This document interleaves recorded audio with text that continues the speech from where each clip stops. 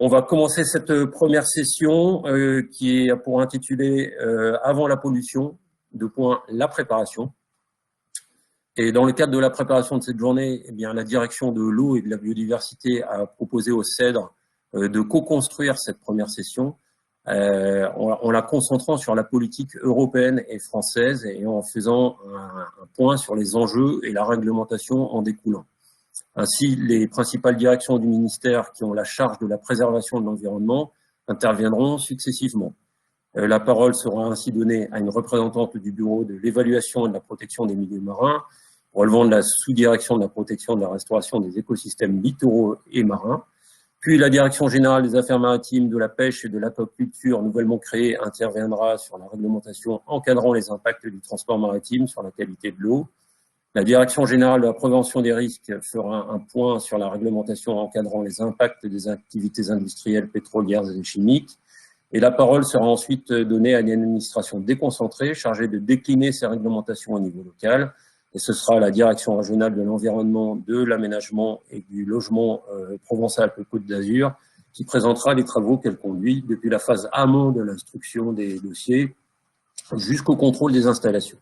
Alors, je vois Clémence Corbeau qui se présente. Eh bien, je lui laisse donc la parole pour cette session qui va durer en 45 à 50 minutes.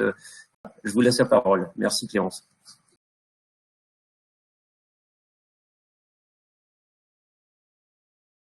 Donc, nous sommes tout d'abord gestionnaires du financement Polmar de crise, qui est un dispositif financier qui a été mis en place en 1977 et dont la mise en œuvre est encadrée par une instruction dédiée. Donc, ce dispositif, en fait, permet de financer les opérations de protection et de lutte contre les pollutions marines ou accidentelles. À l'ADEB, nous intervenons également à la préparation à la lutte à différents titres, donc par le biais d'une subvention au fonctionnement au CEDRE, par la prise en charge des éventuels coûts induits par l'établissement ou la révision des atlas de sensibilité du littoral, qui sont l'un des constituants techniques du dispositif spécifique Polmar-Terre. Et nous intervenons également à la structuration et à la mise en place de réseaux d'expertise environnementale à différentes échelles territoriales. Donc, par ailleurs, à l'ADEB, nous contribuons à la constitution du dossier de recouvrement de la créance de l'État pour le remboursement des frais engagés suite à une pollution. Nous élaborons par ailleurs donc des recommandations à la mise en place d'une stratégie nationale de suivi et d'évaluation de l'impact écologique, donc avant la crise et post-crise. Et donc pour ce travail, nous travaillons en lien avec le CEDRE et les services déconcentrés notamment. Et donc cela me permet de faire le lien avec le dernier item, puisque nous travaillons main dans la main avec l'ensemble des acteurs de la gestion de crise. Donc on le sait tous, se préparer à la lutte est nécessaire. Donc, dans la perspective d'un accident, il faut veiller à ce que des mesures de préparation efficaces soient en place afin notamment de garantir une intervention prompte et concertée pour limiter les effets néfastes de l'événement de pollution. Donc, on le sait aussi, les territoires littoraux sont le siège de diverses activités, comme la pêche, le tourisme, l'industrie, les loisirs, etc. On sait aussi que l'urbanisation y est particulièrement développée et que les territoires littoraux abritent des habitats et des espèces riches et fragiles, pour certains d'entre eux protégés à l'échelle nationale et donc pour lesquels l'État exerce une responsabilité. Donc les enjeux sur les territoires littoraux sont triples, ils sont à la fois économiques, sociaux et environnementaux, donc il faut prendre en compte l'ensemble de ces enjeux.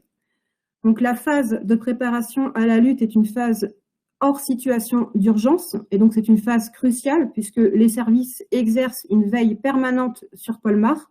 Le matériel peut être entretenu et des exercices de simulation peuvent être organisés, par exemple. Donc l'ensemble est gage de l'efficacité de la lutte quand intervient la phase d'urgence après accident. Donc il s'agit de disposer des ressources de lutte adéquates au bon endroit et au bon moment.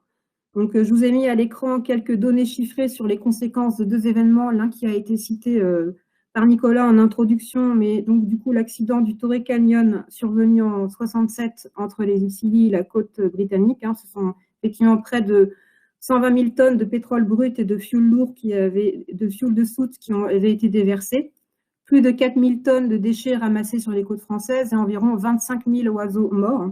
Et le deuxième exemple que l'on voit à l'écran, c'est le naufrage de l'Erika survenu dans le golfe de Gascogne en 1999 Et là, ce sont environ 19 000 tonnes de fioul lourd qui avaient été déversées, plus de 5 000 professionnels et volontaires qui avaient été mobilisés pour la lutte à terre.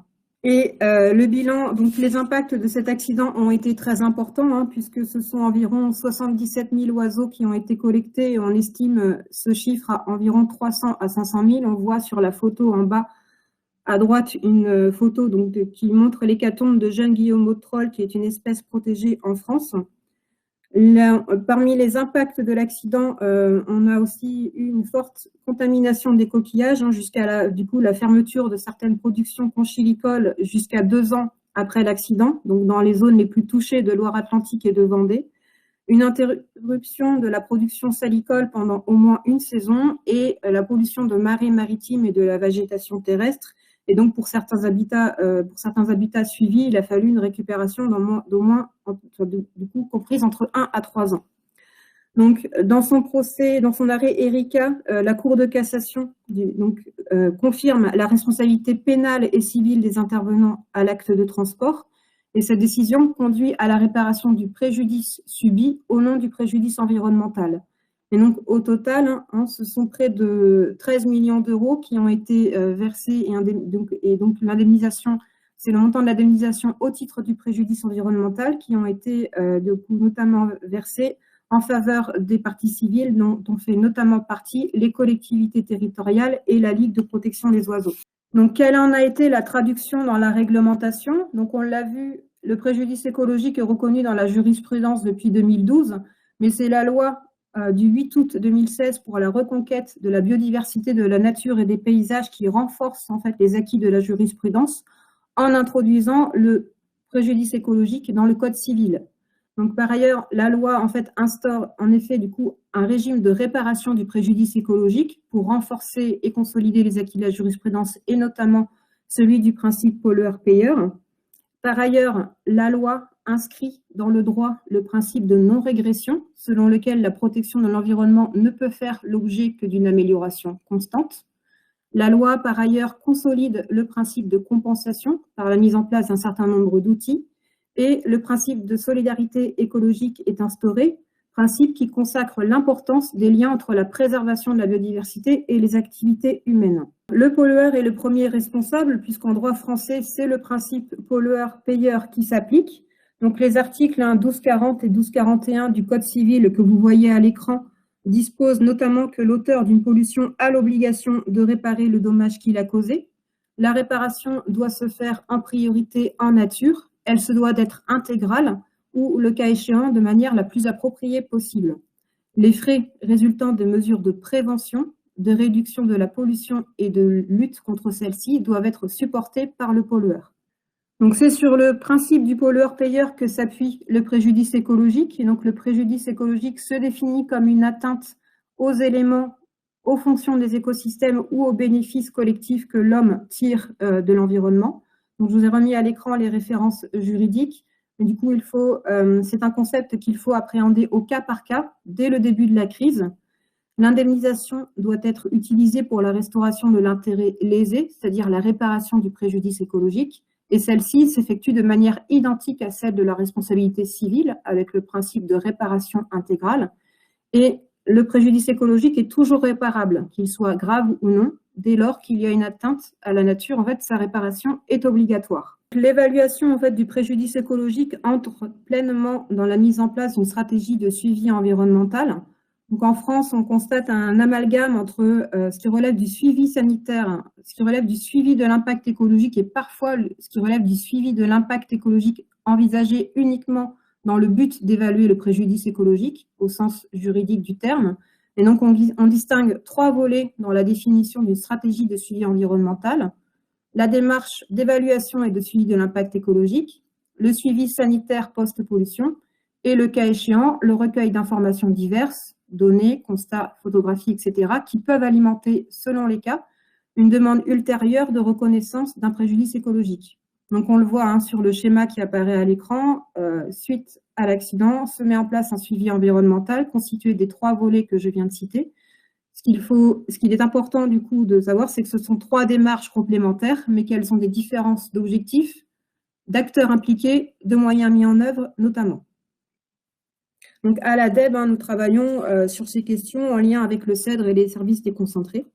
Donc, en guise de conclusion, donc, les territoires littoraux, on l'a vu, sont le source de nombreux enjeux, à la fois économiques, sociaux et environnementaux, d'où l'importance des moyens mis par l'État à la préparation à la lutte.